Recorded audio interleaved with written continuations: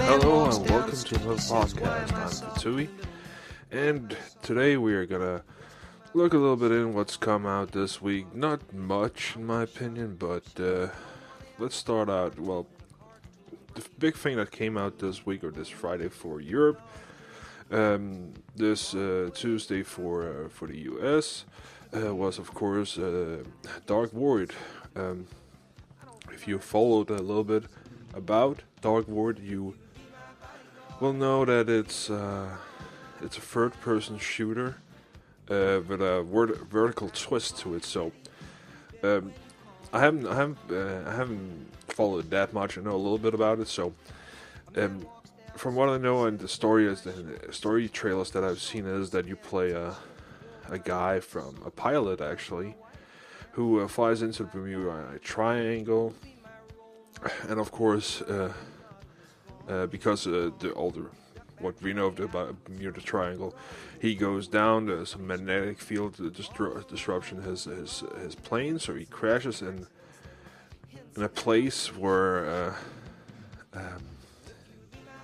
or on an island I don't know if it's an island or a new world or other world or something, but it's another place. He crashes and he finds out there those some aliens are trying to kill him, and he of course joins up with the humans, and they get and through the game I think early in the game you probably get the jetpack, and with that you can fly around, and you even get for your jetpack some guns mantle on them. It's a simple third-person shooter, over-the-shoulder look, gunning game pretty much. Looks a lot. It has, of course, a cover system, all that from we know from Gears of War, and you even have some. Even with this twist of having a vertical twist to it, so it has vertical cover systems that you can take up, and of course it has. And if you get too close to your enemies, you have the the ability to, of course, go into melee combat, melee combat. I have a little cold actually today, so I might sound a little bit different. But anyways, melee combat, and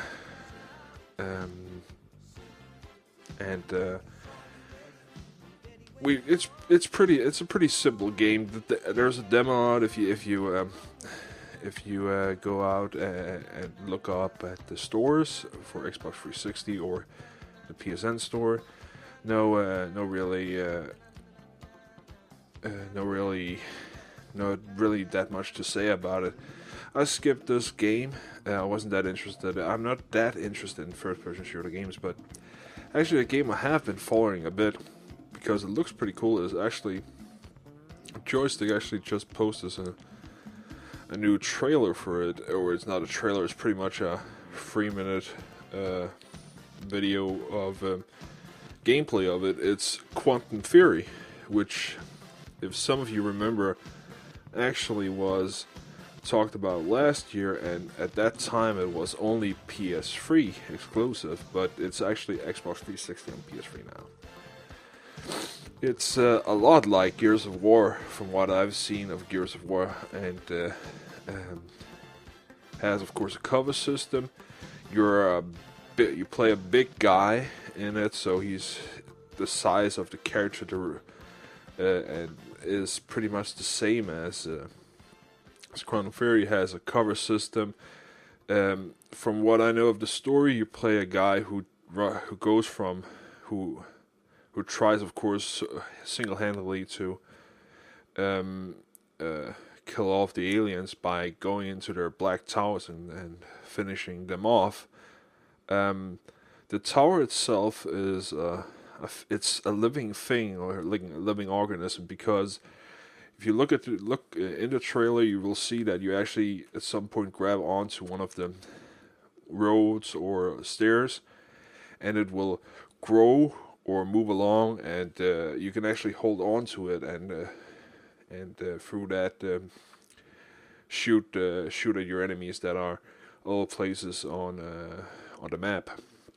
It looks pretty cool from the trailer.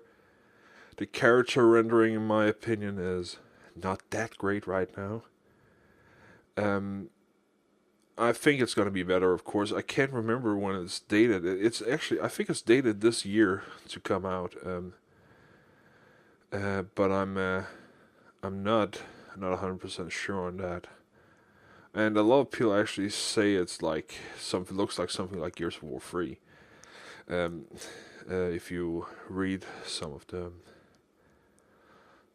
posts or the post in the blog post of Joystick, and I pretty much gotta say it looks a lot like Gears of War. But for all the Gears of War fans, maybe this is something new. Cliffy B, from what I know, is not making a third one. But maybe he is. I haven't seen any announcement of it anyways. The last thing that we saw Cliffy B had his fingers in was, of course, Shadow Complex. He was a consultant on that, because the Shadow Complex was made on the same engine as Gears of War, and he had a lot of experience on that, so that's why he probably was a consultant on that. Not a big fan of Cliffy B, but anyways, the game Quantum Fury looks interesting, and of course you will find a link below this here new podcast to all the things that I'm talking about, if I can remember to post everything. I know sometimes I say something and I forget one or two posts, but if you comment on it, I will post it afterwards to edit the topic, but remind me of it if I forget.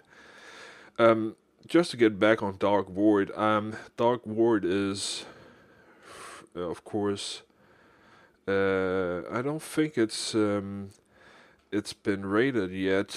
I haven't seen anything. Let me check. I'm checking Metacritic right now, and I don't see a score for it yet, so I can't tell you what it's actually got. But the other thing that came out this week is actually Army of Two, the 40th Day, the sequel to the Army of Two, the first one that came out 2 years ago, 1.5, which didn't sell so well. I haven't played the demo. It's a co-op based game. I talked about it last time. It finally came out. There's a PSP version. My brother played the demo on his PSP Go, and he says from what it's priced for, it's not worth buying yet. It's priced too much. It's priced $60. No, I think $40 or $40 for the PSP version, and it's overpriced. It should be $25-$30 at max. The game AI for the PSP, what he told me, was bad. The only time it really works, it's or the only time it's helpful is when you, of course, die and he comes revive you. But other than that, and it's a bit glitchy. There is a part of the game that it feels like glitch, but it could also be something that's implemented into the game. I haven't seen it, so I couldn't really understand what he was talking about at that time, but definitely, from his opinion, not worth the full price for the PSP. It is co-op, just like the PS3 and Xbox 360 game, but it's only through local area network, or AHOC connection for the PSP. It's not online.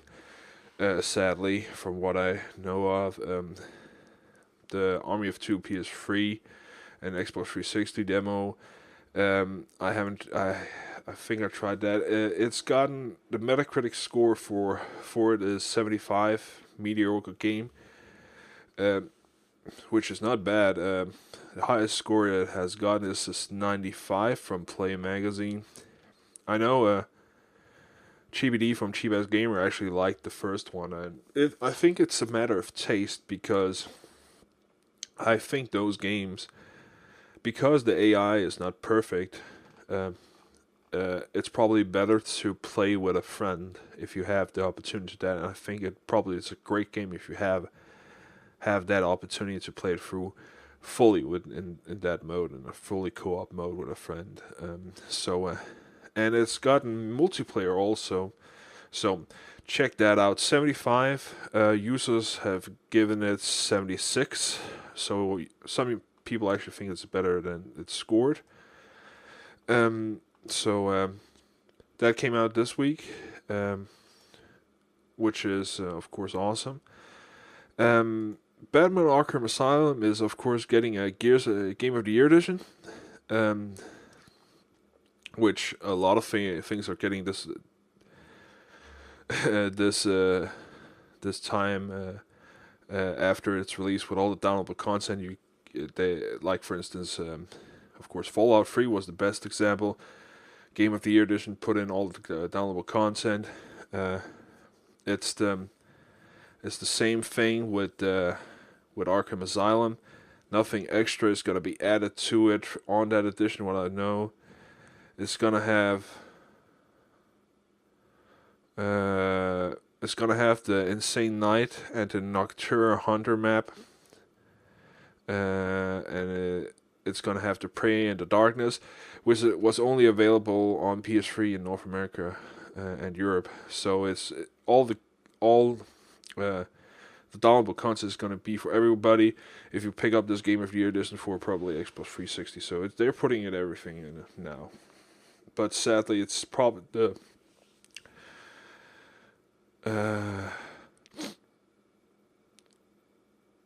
let's see what I'm reading here. 2 additional maps were exclusive in the Gamers Collection Edition with GameStop pre-order. Okay. And you could play as the Joker through the PS3 version, but whatever they're not 100% sure if the Joker is going to be added to it, but read it up. I'm not going to read it for you. I'm going to link this to you. I'm personally betting on they're probably going to bundle everything in it. And they may actually get the Joker in it too, which is only PS3 exclusive. So if you got it for 360, or you haven't gotten it yet, if you buy it for 360 Game of the Year, this may actually be in it. Probably a smart move to sell more copies of it afterwards, so people probably trade in their old copy and buy a new copy. And, well, that's smart, but lame in my opinion. Another thing here, now we're talking a little bit about downloadable content, is of course that if you have had a PS3 for a long time, you probably stumble upon across a downloadable game called Calling Our Cause by David Jaffe, the makers of one of the makers of Twisted Metal, or developer, and maker of God of War 1. And sadly, yesterday, Friday, they cut off the online gaming of that. So it has been out for 3 years, since 2007, and it wasn't a big success for online. It's a lot of people probably play it locally, and they shut it off. Sadly, I think the game was really fun, but again, it's something you play for an hour max, and then you don't play it for a couple of weeks, maybe or more. So it was $10 when it arrived, $500 to $600 for $500 to $600 console price. So well, it wasn't rated as a must-have game when the PS3 was out, when it cost $500-$600. But I think it is a great game. I got it. Played it a lot. It was really fun. I remember David Jaffe was in the bonus round at one point, actually promoting it a little bit. But sad to see that they're not going to support the online anymore because nobody's playing it. If you don't know what Calling Our Cars is, it is pretty much over-the-top view, 3D, 3D game where you play against I think it's 4 or 5 other cars. You can pick your car or from and unlock other cars in the game when you if you do stuff. And what you do is you drive around and catch a criminal that's on the loose, and what you do is bring him back to jail.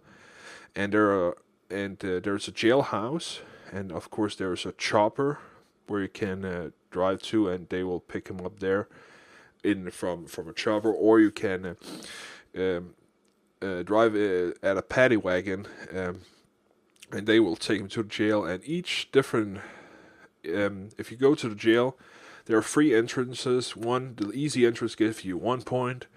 The medium entrance gives you 2. The hard entrance gives you 3 points. And the paddy wagon, depending on what color the paddy wagon gives, from 3 to 5 points. And then there's the chopper. So the thing is, you catch criminals all over the criminals all over again and again and again. And there's only one criminal, so you fight between each other to catch the criminal and drive him back to the destination you want to relieve him of, depending on how many points you want. But the problem is, if you have an opponent and behind you, he's probably going to have a power up to hit you, ram you, or suck out the criminal over to his car so he can do it. So there's a big fight about it. It's really fun, and maybe you're probably going to yell at each other about stuff when you play that game. It's actually really fun. It had some flaws. It had 3-4 maps, not a huge set of maps, no additional downloadable content for it. So I think if this game should have lived on, and I think the that additional downloadable content would have been awesome to provide for this game, for maybe $1 or $2, hopefully free, to get this started. It should have been, in my opinion, downloadable content has for the first time really had its big sale last year. So when the PS3 came out and people were downloading games, nobody was thinking actually providing more stuff for it over the net. Even for the smaller things, like for instance, you can see it. Casual Crashers got some downloadable content. Fat Princess, Pain. And they are still living on. I think this could have done the same if it had more support. So hopefully David Jaffe thinks about that when he does his next game, which is rumored to be maybe he's working on the next Twisted Metal, but I don't know. Nobody knows that. He denies it probably every time somebody asks him. Anyway, the game is fun. I don't know if it's going to be free at some point. So you could play it locally, but the online is sadly cut off, which is sad. But well, rest in peace. Oh, and something for the fans who like to buy extra things for games, for instance. Like for instance me. I wish I could buy it, but it's USA only. You can now buy Ratchet and Clank figures, toys, Resistance figures, and what was the last one that I saw? Give me a sec, I'm gonna look it up. I can't remember. Where is it? Let me check here. Oh, an Army of Two figures. Just like in the old days where you could buy Transformers and all that. So that's pretty cool. That finally some merchandise is coming for games. And I've actually been wondering why merchandise hasn't been more promoted for games all over the world. I know you can for some games it's been promoted highly. But in the older days, nothing was actually done by that. I've actually been looking for T-shirts and other stuff that I think of buying, for instance, um, um, God of War T-shirts and all that, but no official developer or publisher is gonna go and make all that stuff. I don't know why, because if the game goes popular, a lot of people probably would pick up a T-shirt, but and that's extra money for them, and nobody's gonna have to, if they do it online, have a cut in that. Maybe of course, they can get GameStop and other retailers to sell them in the store, but I don't know. I don't know why they don't do it more than this, because it's for instance, for other people that wanna try stuff like that, they can't, because of course copyright issues. So they're probably gonna do something similar and try to rip off the character, which of course is okay as long as you don't break the copyright rules of the characters. For instance, God of War's creators, Zelda, and all that, and Mario. But I don't get why they don't make more worldwide stuff instead of regionalizing them constantly for US only and Japan only. Japan probably has a ton of merchandise, which you may be able to get through Play Asia. But the problem is, for instance, if you want a T-shirt, they never have it in my size. I use a big size T-shirt, and it's a pain when you buy a T-shirt and you can't use for anything, just look at. So I wish they do more stuff like that. So I like seeing that they do merchandise. Of course, it's a bit silly for figures maybe, but it's collector's items. It could be worth something in a couple of years maybe, if you keep it fresh. Definitely recommend, if the speed gamers ever figure out and doing uh, um, a marathon of anything, always check if they have figures, because they are awesome prices for people, in my opinion at least. But let's see here. Well, I just saw that they posted a little bit about Dead Space 2, which if you have listened to some of the older podcasts of me, or you have been around the speed gamers, you know I'm a big Dead Space fan. I love the first one, and Dead Space 2 is gonna be awesome in my opinion. Can't wait for that game. So they're actually now doing a survey for some people, just like they did with God of War, asking what should be in a Dead Space 2 Collector's Edition. And I like stuff like that. I like they go out and ask the community, the people that want to buy this stuff, to actually, what do you guys want? What do you want to see and stuff like this? Instead of just putting something silly together, and people just want to buy it because it's a collector's edition. Instead of, now we get something we want. I can't wait for the God of War 3 collector's edition be over here in Europe, because it's going to get God of War 1 and 2 is going to get soundtrack, it's going to get additional content. It's a massive pack. Of course, it's really expensive also, but at least everything you get in it is something that you really want, because you've been a part of the community to ask the questions. I was one of the people who actually said I want God of War 1 and 2 on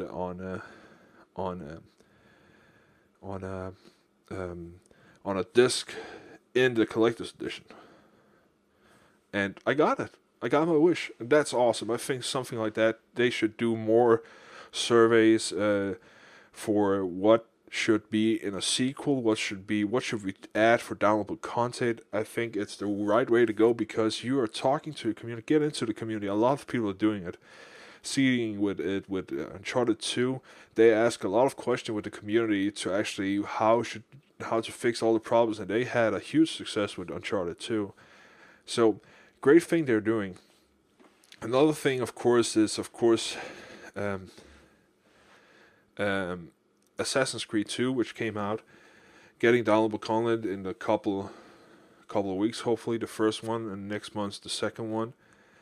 There's been, of course, announced that we already know if you finish the game that there's going to be a third one. But I actually pulled out that or announced that it's gonna have multiplayer, and I've been thinking a lot about how multiplayer would work in an Assassin's Creed game, which is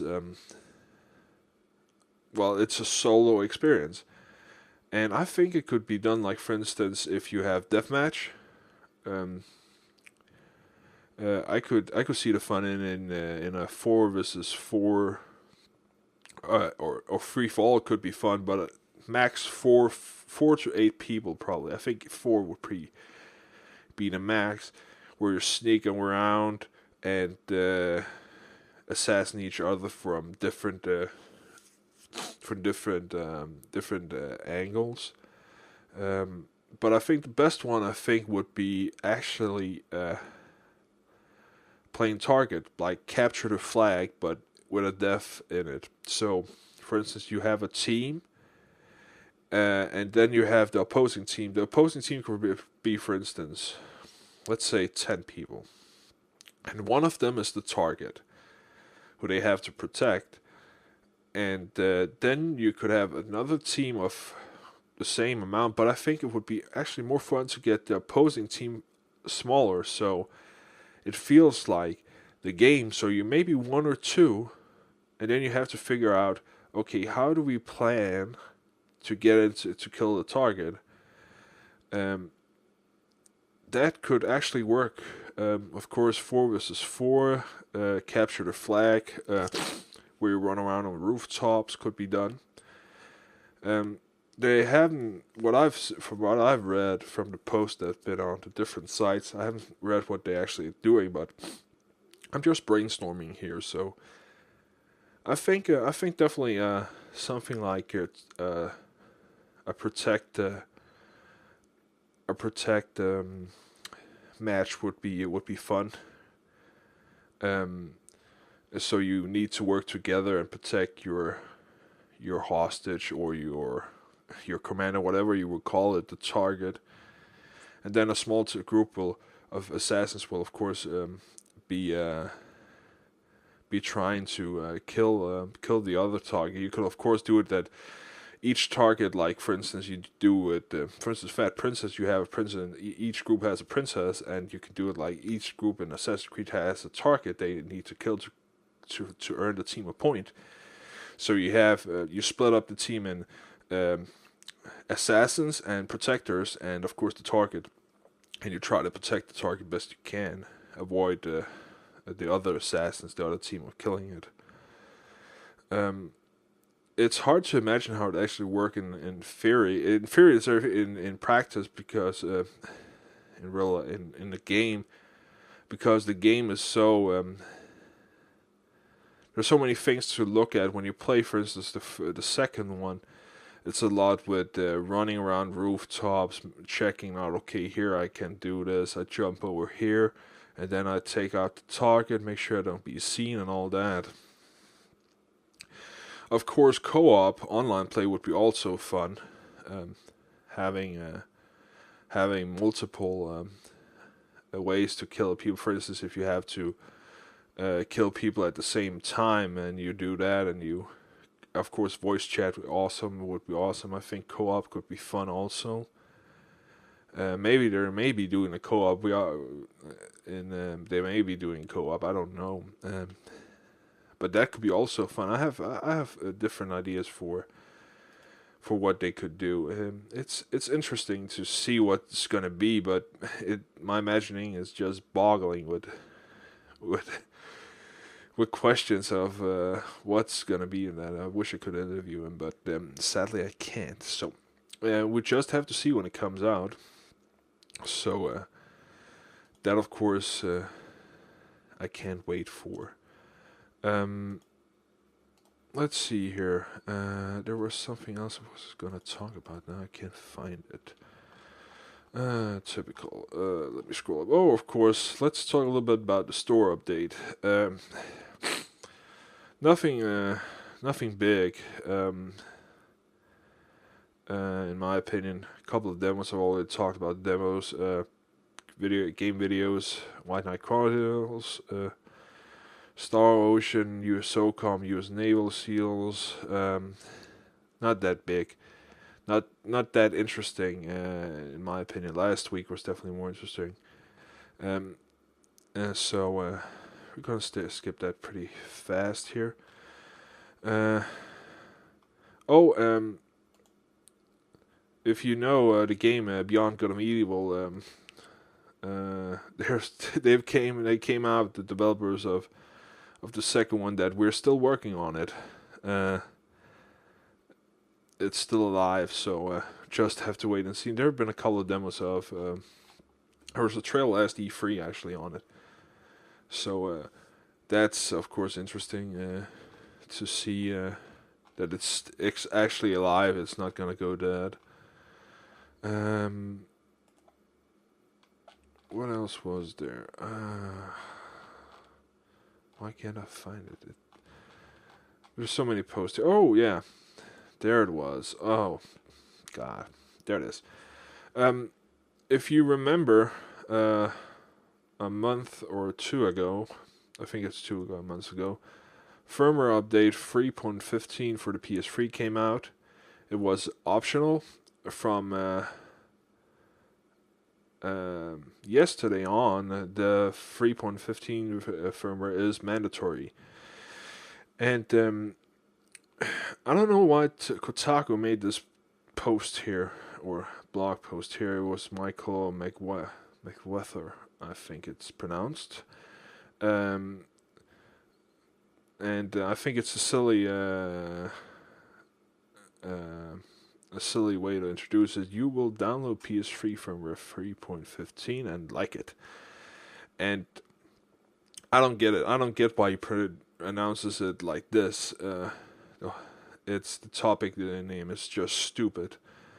Because of course, if they have to upgrade to the next version, of course they will have to implement this version, of course, into it, or make people understand you need this firmware update to upgrade to the next one. It's simple. I don't get why they just want to make noise about it and have readers. Stupid remark from Kotaku there. Nothing new there. Alien vs. Predator, of course, coming soon. Oh, of course, they've been talking about Kane Lynch 2. Kane Lynch 1, the first game, if you remember that, was not a big success. A flop from IO Interactive. And there's, of course, been talk about the game, not the game, but the movie, of course, also. I don't think it actually is being made, but they actually said that they were thinking of getting Bruce Willis as Kane, I think, or was it Lynch? I can't remember. So that of course is also there. And of course the $1 billion video game was the $1 billion movie. Avatar is doing great. The game is doing horrible, I think. Or at least I hope so, because I've played a little bit. I've seen a little bit of game. That game doesn't look really, really fun. Heavy Rain is getting a special edition. Which hopefully I can get my hands on. It's gonna have some extra DLC. I don't know what DLC it's actually gonna have. It looks like it's gonna have like a story overview folder of some kind, and a doll. Oh, it's actually it's the trademark of the murder in the story, so that's pretty cool. Hardcover edition. It looks pretty fun. It looks pretty. The game looks fun, of course, but the special edition looks also cool. So I'm hoping I can get my hands on it. It's Europe only, so glad to see Europe is getting some awesome things here. And of course. I already pre-ordered it, but I'm gonna have to switch the pre-order all over to the special edition if my retailer is gonna get it, or I have to buy it somewhere else. But I'm hoping to get it, and of course I'm gonna unbox this. And if you haven't seen already, I already did an unboxing video last night from my new phone, the Nexus One. So go check that out if you want. It's a really cool phone. Let's go over to something else. I've been playing. I've of course been playing Bayonetta. I haven't had a lot of time to it. I've been busy at work, so I played a little bit today. I didn't have time yesterday because I was messing around with my phone. I finally got past. If you've seen my Twitters, I was having a lot of trouble with the first part of the game. It was annoying, but I'm playing it now, and it's. I'm still not convinced it deserves a 10 out of. I'm definitely convinced it doesn't deserve a 10 out of 10, and I'm definitely convinced it doesn't deserve a 90 on Metacritic. It's not worth that much points. It's an 8 max in my opinion. 7.5, I think.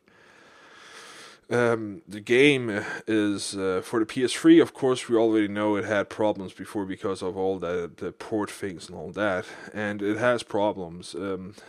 It has loading issues. Every time you find an item, it takes 30 seconds to load. It's poorly programmed. The loading issues are huge. Level issues. It could be a lot faster. They're not. They're definitely. They haven't thought of how to port it or port it so it would optimize and use the features of the PS3. And the game, the story, of course, is horrible. So it's hard to find out. You need to. I talked to Rust from the Speed Gamers, and he said you really need to read the books that you find to figure out the whole story. But it's okay. It's fun. Boss battles are really fun. I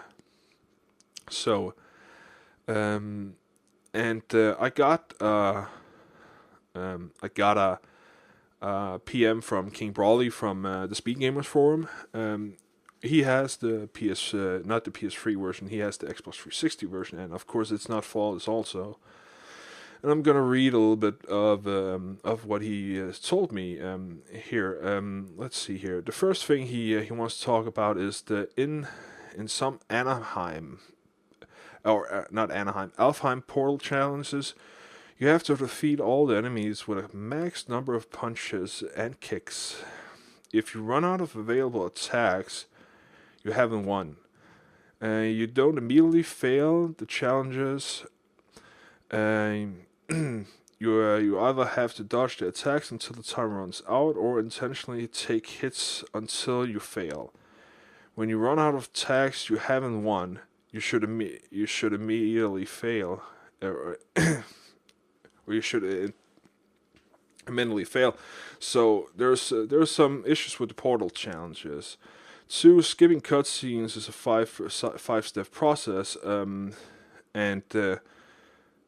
that's a pain. You should actually just through a button press it. So if that's true, then definitely something that they should have fixed. He writes here about the 360 version and skip a cutscene. You have to press start, then down, then A, then left, and then A again. You can skip a cutscene in other games by simply pressing start. Yeah, there's actually quite a bit of stuff you can skip, including the kiss barriers away. Yeah. it's fun. You can skip a lot, but if it's so complicated, you have to press down, up, down, right, have to do a twist and do the bookie and whatever or not. It's just it's just insane. A simple button, of course, I will agree with you, is something that they should have done. I don't skip cutscenes right now because I'm trying to get a little bit of hold of the story as much as I can. But the loading issues for me is annoying, and that's why haven't played that much, because it's just a pain. It takes more time loading and playing the game. And so if you use 16 hours, you have maybe 4 hours of gameplay. I don't know, I'm over exaggerating, but it's annoying. They should fix it, update, do a patch, something, instead of just give people a broken game. When you collect the new LP, he means the weapons. The game isn't clear on actually how to use these weapons. For the longest time, I thought you had to buy the weapons after I got the LP.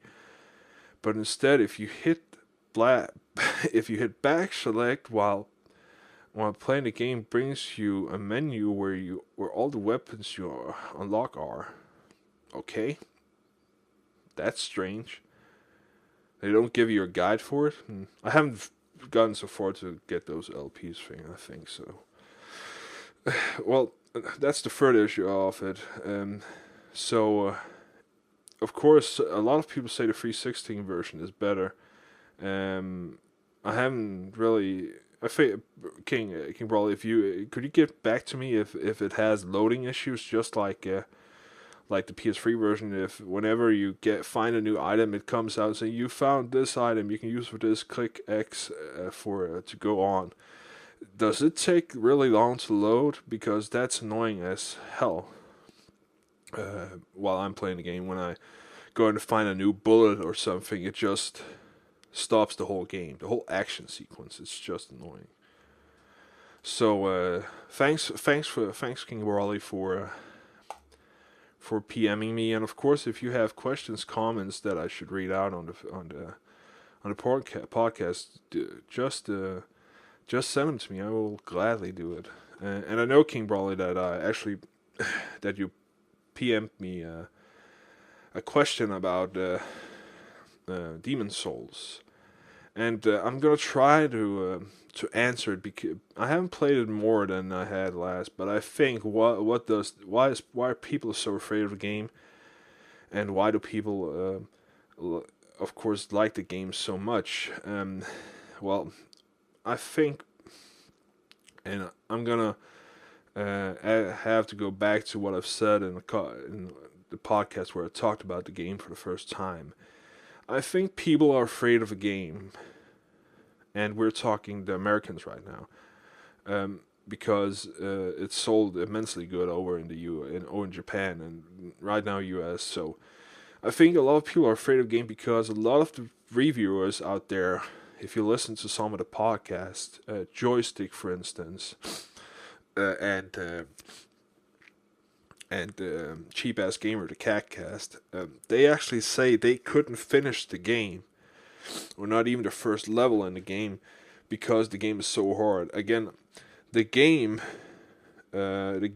difficulty, you can't choose it, but because the game was so much imported, the developers fought to make it appealing for people to buy it again. Those who have imported, they upped the difficulty a lot to the American version. I bought the Asian version. I was looking for it. I paid extra price to get it imported to where I am. And the American version is not out here yet. The Demon Souls, I think.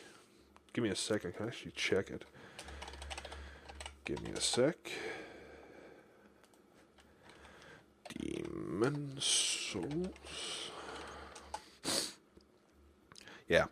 The only thing that I can buy here from my local retail is a US import. So it's going to have to a mainly crazy difficulty. That's why people are so afraid of it. Go out and buying it, because they can't. Some people may think, I can't play this game. It's too hard. It's frustrating. And of course, a really over difficult game is not fun. There is a balance between. Of course, a challenge is always fun, but it has to be fun in the same aspect. You have to be able to progress instead of constantly getting frustrated with things that should be able to do, and that's one thing. Why the game is so great, well, and why it's such a success, and it's been announced best RPG. It gotten a ton of awards. Well, it is, first of all, the first real RPG game that came out for the PS3, which had a more action, which was non-Japanese, not a JRPG. This is a pure normal RPG, Middle Eastern style, knights, mages, dragons, stuff like that. And it's unique because the way the soul system works. So it's a massive multiplayer game without being one.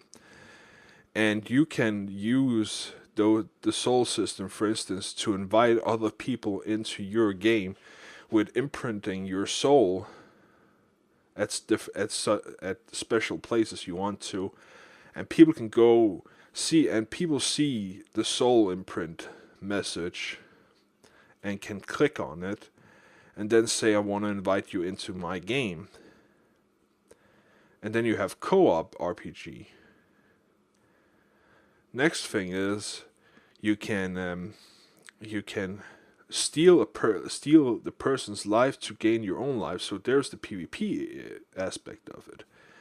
It has a lot of simple things with a really nice twist to it. And of course, the whole issue is here that people can leave messages, clues on the floor, which are monograms that light up blue or red. Red if it's a message, blue if it's a soul imprint, so you can get to play with the character, play with the guy. The red messages are just clues to what you should do and maybe what you shouldn't do, or watch out for. And of course, when you're near another player, you're not seeing him. You're seeing an echo of his soul. And the same the same is, if you look from his view, he's gonna see an echo of your soul. So it's a unique feel that you're not alone, but it still has a big single player thing, and I think that's the really appealing thing to the game. But I think what people are afraid of is the difficulty that's upped in the US version. I still recommend everybody, if you can get your hands on the Asian version, pick that instead. I haven't tried the American version, so I can't say if it's really people are just freaking out or nothing, or if it is hard as hell. But from what I've heard, and what I think, because I've listened to a lot of the other podcasts, and every game they've been able to beat, so I think it is really difficult, and maybe it's not that fun anymore when it's that difficult. So I hope that answers your question, King Raleigh. So I think that's pretty much it for this time. Thanks for tuning in. You can, of course, follow me on Twitter, Fettouhi. Twitter.com/Fettouhi. You can, of course, go to my blog, Fettouhi.dk. You can, of course, follow me, PM me on the Speed Gamers Forum. My name is Fettouhi there. I'm also a blogger on the Speed Gamers, posting my stuff there also. You can, of course, email me at letstalkgames@fettouhi.dk if you have a question or just want to talk. You can contact me on Skype. I'm also named Fettouhi there. And of course, you can listen to this podcast over iTunes, or subscribe to it over iTunes, and you can review me if you really are really nice. Review me on iTunes. So that's pretty much it for this weekend. I'll talk to you in the next episode. Thanks for listening. Bye.